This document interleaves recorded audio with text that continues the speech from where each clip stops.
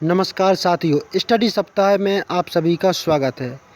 दोस्तों, आज मैं इस वीडियो में बात करने वाला हूं यूपीपीसीएल द्वारा जारी की गई TG2 वैकेंसी 2022 के बारे में। जी हां दोस्तों, आज हम इस वीडियो में यूपीपीसीएल द्वारा जारी की गई जो टेक्नीशियन ग्रेड 2 की वैकेंसी है उसके बारे में मैं संपूर्ण जानकारी इस वीडियो में देने वाला हूं। तो दोस्तों, आप इस वीडियो को लास्ट तक ज़रूर देखिएगा।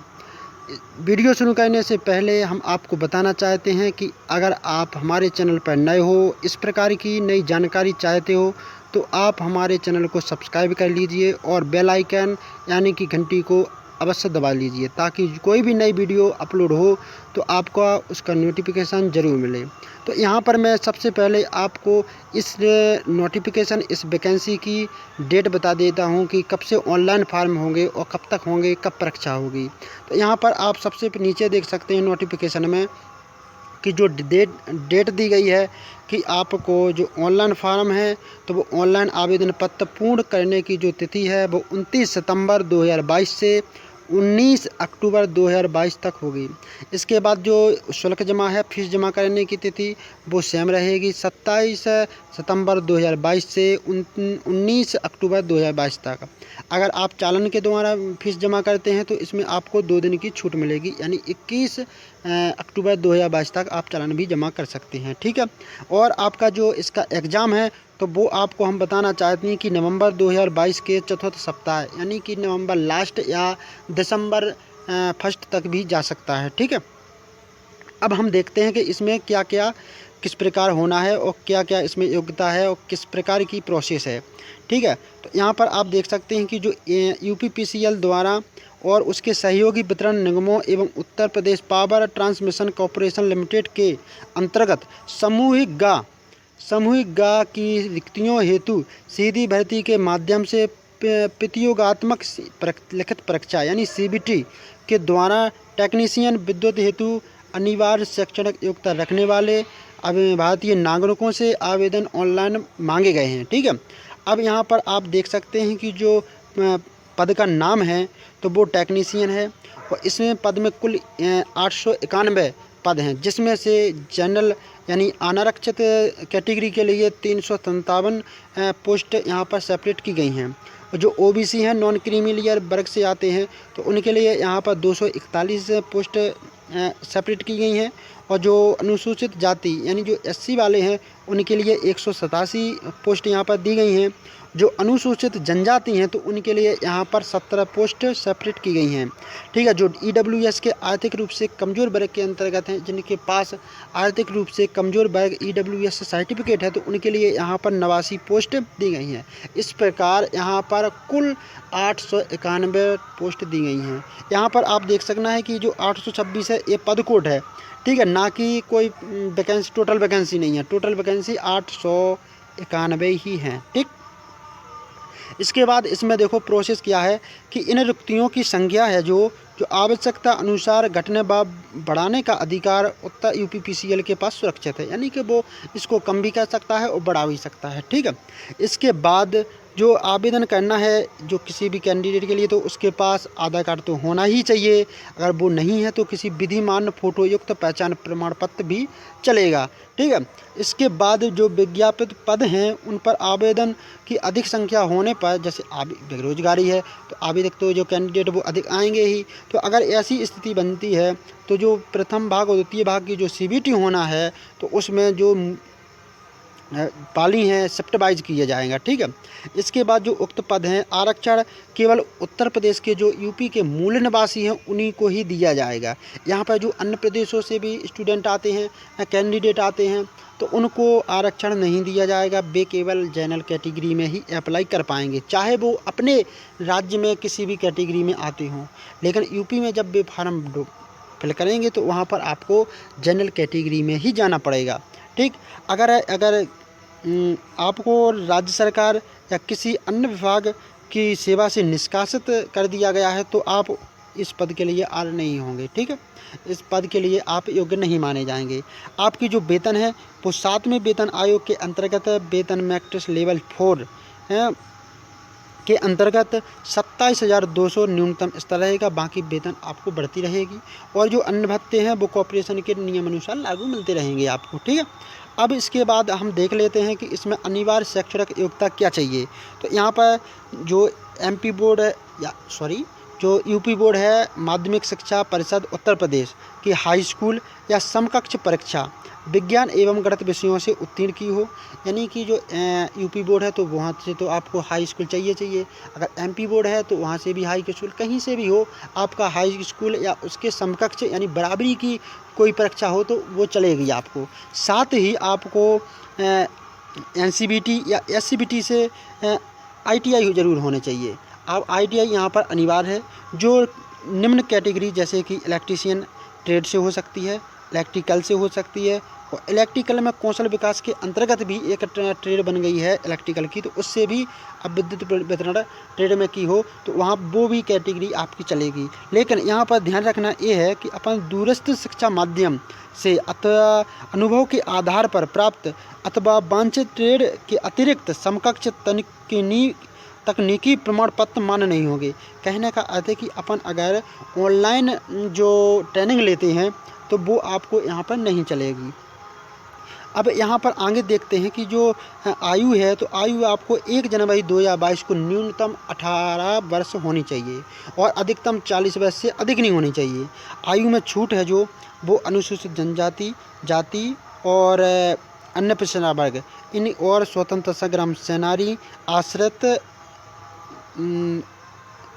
जो स्वतंत्र संग्राम सेनानी आश्रित उनके बच्चे हैं तो उनको भी आरक्षण दिया जाएगा। जो उत्तर प्रदेश के मूल निवासी हैं और उन पर उनको अधिकतम 5 वर्ष की यहाँ पर छूट देना अनुमन्य है, ठीक है। इसके बाद जो भूतपूर्व सैनिक हैं तो उनको यहाँ पर भी अधिकतम 15 वर्ष की छूट दी गई है, जिसने कम से कम 5 वर्ष देश की सेवा की हो।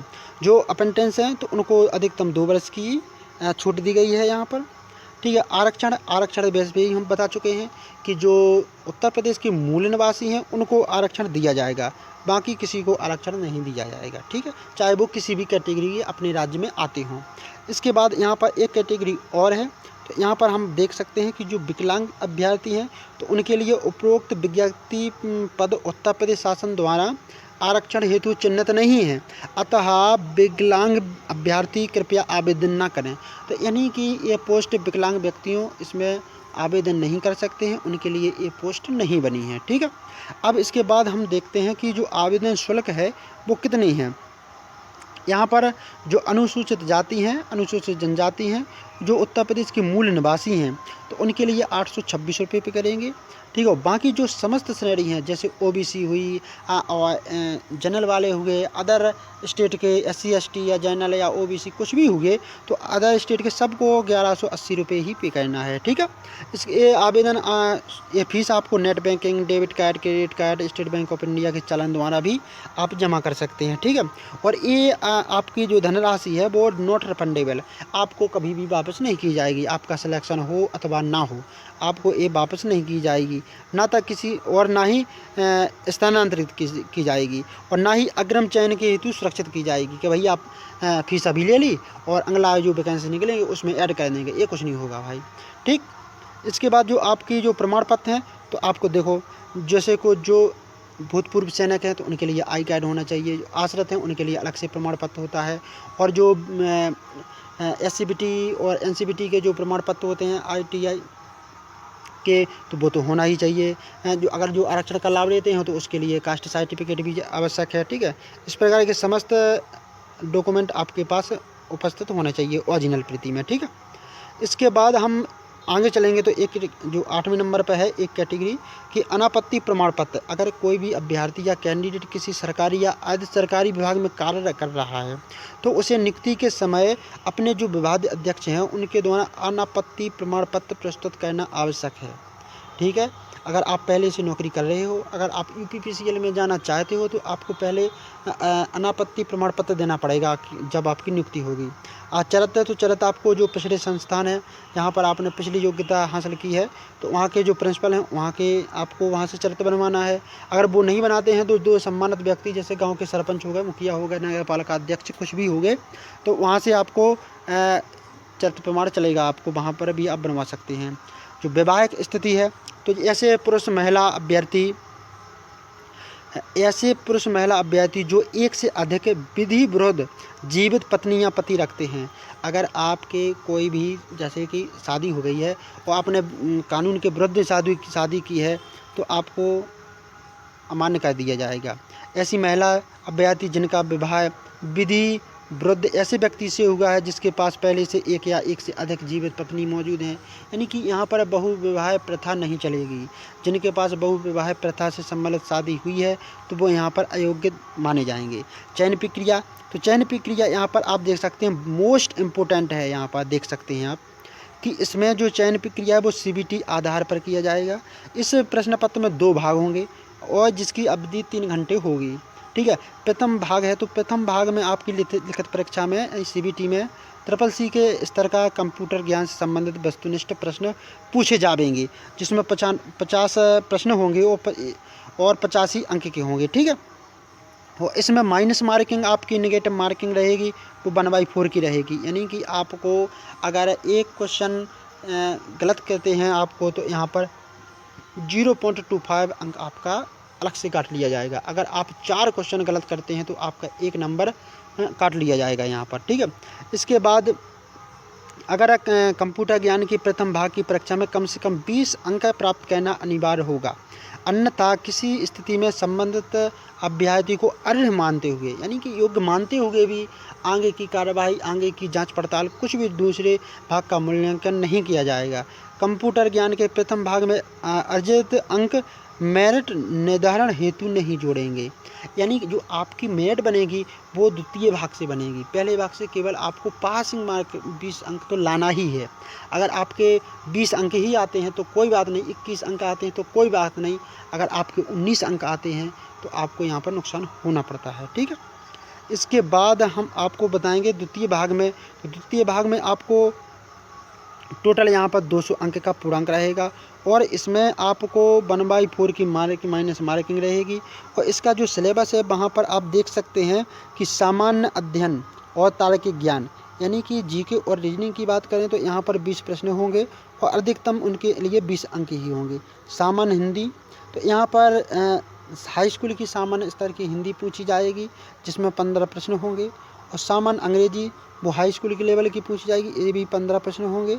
और तकनीकी विषय ज्ञान, यानी फिजिक्स केमिस्ट्री जो भी हो वो तकनीकी सैद्धांतिक विषय होते हैं, मशीनरी वगैरह कुछ भी हो जो वो आप देख लेना, तो वहाँ के उसके 150 अंक रहेंगे और 150 क्वेश्चन आएंगे, बहुत ज़्यादा मायने रखता है। ठीक है, और इसमें आपको बताना चाहता हूँ मैं कि द्वितीय भाग में जो आपकी कम से कम 33.5% अंक प्राप्त करना अनिवार्य है, अर्थात ऐसे अभ्यर्थी जो 66% से कम अंक प्राप्त करेंगे वे चयन प्रक्रिया से ऑटोमेटिकली बाहर कर दिए जाएंगे। ठीक है, इसके बाद हम विशेष जानकारी भी देख लेते हैं कि यहाँ पर आप देख सकते हैं कि उपरोक्तानुसार निर्धारित प्रतिबंधों एवं अर्हताओं के अधीन द्वितीय भाग की लिखित परीक्षा हेतु निर्धारित 200 अंक पर ही अभ्यर्थी की अंतिम मेरिट लिस्ट बनाकर चयन प्रक्रिया संपन्न की जाएगी, यानी कि जो आपका द्वितीय भाग है उसी से आपकी मेरिट बनेगी। ठीक है, और अगर आप समान अंक लाते हैं तो जिसकी योग्यता ज़्यादा होगी या फिर जिसके अप्रेंटिसशिप की गई हो उसको पहले नौकरी दी जाएगी, या जिसकी डेट ऑफ बर्थ ज़्यादा है तो उसको भी पहले लिया जाएगा। ठीक है, और परीक्षा प्रक्रिया से संबंधित अन्य ऐसे बिंदु जिनका नियमावली में यहाँ पर इस नोटिफिकेशन में उल्लेख नहीं है तो उस संबंध में निर्णय लेने का अधिकार अध्यक्ष विद्युत सेवा आयोग को प्राप्त है। ठीक है, और जो आपकी एग्ज़ाम सिटी है वो लखनऊ, वाराणसी, मेरठ, आगरा, कानपुर शहरों में होगी। अभ्यर्थियों की संख्या अगर ज़्यादा होती है या विशेष परिस्थितियों में परीक्षा का स्थान बदला जा सकता है, घटाया बढ़ाया जा सकता है। ठीक है, अब आवेदन है तो आवेदन आपको जो UPPCL.org वेबसाइट है इस पर भी आप जा सकते हैं, कर सकते हैं। अगर आप किसी भी असुविधा से या किसी प्रकार की त्रुटि से बचना चाहते हैं तो आप ऐसा कर सकते हैं कि ऑनलाइन कैफ़े पर जो माहिर है अपना करते रहते हैं काम, तो वहाँ पर भी जाकर आप इसका आवेदन ऑनलाइन अप्लाई कर सकते हैं। ठीक है, इसके बाद हम आपको बताना चाहते हैं कि आपके अनुसार आपके पास registered email ID, mobile number तो होना ही चाहिए और जो आप ईमेल आईडी मोबाइल नंबर देते हैं तो परीक्षा की अंतिम प्रक्रिया तक उसको सजीव रखना है, यानी कि उसको अभी एक्टिव रखना है, ठीक है, बंद नहीं करना है उनको। प्रवेश पत्र डाक से नहीं प्रेषित किए जाएंगे, अब तो भैया डिजिटल ज़माना है, डाक से बहुत कम आते हैं, वो आते भी नहीं हैं, पहले आते थे, ठीक है। अब इसके बाद आपकी जो प्रोसेस है जो यहाँ पर आप देख सकते हैं, हाँ अब यहाँ पर आपको वही आ गया, मैंने जो पहले भी बताया था कि जो ऑनलाइन आवेदन की तिथि है वो 27 सितंबर 2022 से लेकर के 19 अक्टूबर 2022 तक है। ऑनलाइन आवेदन के साथ जो फीस जमा करने की तिथि है वो भी 27 सितंबर से लेकर के 19 अक्टूबर 2022 तक है। अगर आप चालान के थ्रू डाउनलोड करके कहते हैं तो वो आपको 21 अक्टूबर 2022 तक जमा कर सकते हैं। और जो एग्ज़ाम डेट है तो वो नवंबर 2022 या दिसंबर 2022 के पहले सप्ताह में आपकी स्टार्ट हो जाएगी और आपको अच्छी तैयारी करना है। अगर आपको ये जानकारी कैसी लगी, अच्छी लगी, अगर आपने ITI की हो तो आप ये फॉर्म भर देना, और वरना अगर नहीं की है तो आपने अपने दोस्त के साथ ये वीडियो शेयर कर सकते हैं ताकि उसने भी अगर ITI करी हो तो वो इस वीडियो से वैकेंसी का लाभ ले सके और फॉर्म अप्लाई कर सके। धन्यवाद वीडियो देखने के लिए।